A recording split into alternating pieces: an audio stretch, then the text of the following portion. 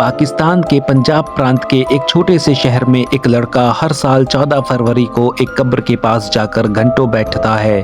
वह वहां फूल रखता है और धीरे से कहता है, देखो आयशा, मैं आज भी तुम्हारा इंतजार कर रहा हूँ। लोगों को लगता है ये एक पागल आदमी है, लेकिन जब उन्हें उसकी कहानी पता चलती है तो उनकी आंखों में भी आंसू आ जाते हैं, क्योंकि ये कहानी है पाकिस्तान की सबसे पाक मोहब्बतों में से एक की। एक ऐसी मोहब्बत जिसमें न धोखा था, न लालच, न जिस्म की ख्वाहिश, सिर्फ इज्जत, दुआ और सच्चा प्यार था। कहानी की शुरुआत होती है पाकिस्तान के पंजाब में एक साधारण से शहर से।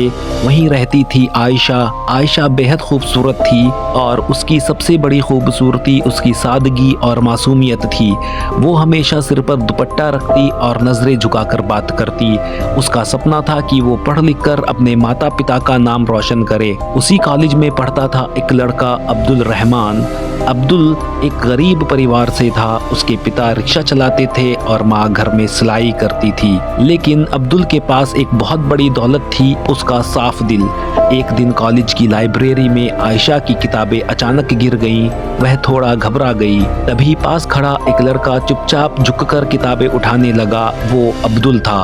उसने किताबें उठाकर आयशा की तरफ बढ़ाईं। आयशा ने हल्की मुस्कान के साथ कहा, शुक्रिया, और वो चली गई। उस दिन शायद दोनों को ये अंदाजा नहीं था कि यही छोटी सी मुलाकात उनकी पूरी जिंदगी बदलने वाली है। अब लाइब्रेरी में दोनों की मुलाकात रोज होने लगी। पहले सिर्फ किताबों की बातें होती, फिर पढ़ाई, फिर सपनों की। अब्दुल हमेशा आयशा से बहुत इज्जत से बात करता। वो कभी उसके बहुत पास नहीं आता था, कभी गलत मजाक नहीं करता था, और यही चीज आयशा के दिल को छू गई। एक दिन आयशा ने मुस्कुराते हुए पूछा, तुम इतने अलग क्यों हो? अब्दुल ने धीरे से जवाब दिया, क्योंकि मेरी अम्मी ने सिखाया है कि किसी लड़की की इज्जत करना सबसे बड़ी इंसानियत होती है। उस दिन आयशा ने पहली बार अब्दुल को अलग नजर से देखा। समय बीतता गया। अब दोनों को एक दूसरे की आदत हो गई थी। अगर किसी दिन कॉलेज में मुलाकात ना होती तो दोनों का दिल बेचैन हो जाता। एक शाम कॉलेज के बाद दोनों मस्जिद के बाहर बैठे थे। ठंडी हवा चल रही थी। आयशा ने अचानक पूछा, अब्दुल, अगर मैं तुम्हारी जिंदगी से चली गई तो क्या होगा? अब्दुल ने कुछ पल सोचा, फिर आसमान की तरफ देखते हुए कहा, मोहब्बत मिल जाए तो अल्लाह का शुक्र है, और ना मिले तो सब्र उसी की नेमत है। आयशा की आंखों में आंसू आ गए। उसे समझ आ गया था वो अब्दुल से मोहब्बत करने लगी है। कुछ महीनों बाद दोनों ने एक दूसरे से वादा किया, अगर सब ठीक रहा तो वो शादी करेंगे। दोनों अपने अपने घरों में इस बारे में बात करने की सोच रहे थे। उनके सपने बहुत छोटे लेकिन बहुत खूबसूरत थे। एक छोटा सा घर, सादी सी जिंदगी और ढेर सारी मोहब्बत। लेकिन शायद किस्मत को कुछ और मंजूर था। कुछ दिन बाद अचानक आयशा कॉलेज आना बंद हो गई। अब्दुल बहुत परेशान हो गया। कई दिनों बाद उसे पता चला कि आयशा अस्पताल में है। जब वो अस्पताल पहुंचा तो उसका दिल कांप गया। डॉक्टरों ने बताया आयशा को ब्लड कैंसर है। ये सुनकर अब्दुल के पैरों तले जमीन खिसक गई। अस्पताल के कमरे में आयशा बहुत कमजोर हो चुकी थी, लेकिन जब उसने अब्दुल को देखा तो मुस्कुरा दी। उसने कहा, तुम रो क्यों रहे हो? अब्दुल कुछ नहीं बोल पाया।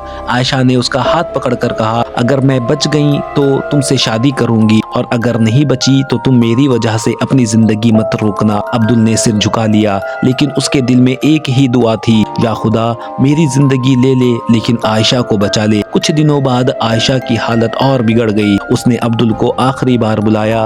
वो बहुत कमजोर आवाज में बोली, अब्दुल, तुम दुनिया के सबसे अच्छे इंसान हो। फिर उसने धीरे से कहा, अगर जन्नत सच में होती है तो मैं वहाँ तुम्हारा इंतजार करूंगी, और उसकी आंखों से दो आंसू बह गए। कुछ ही घंटों बाद आयशा इस दुनिया से चली गई। अब्दुल रहमान आज भी उसी शहर में रहता है।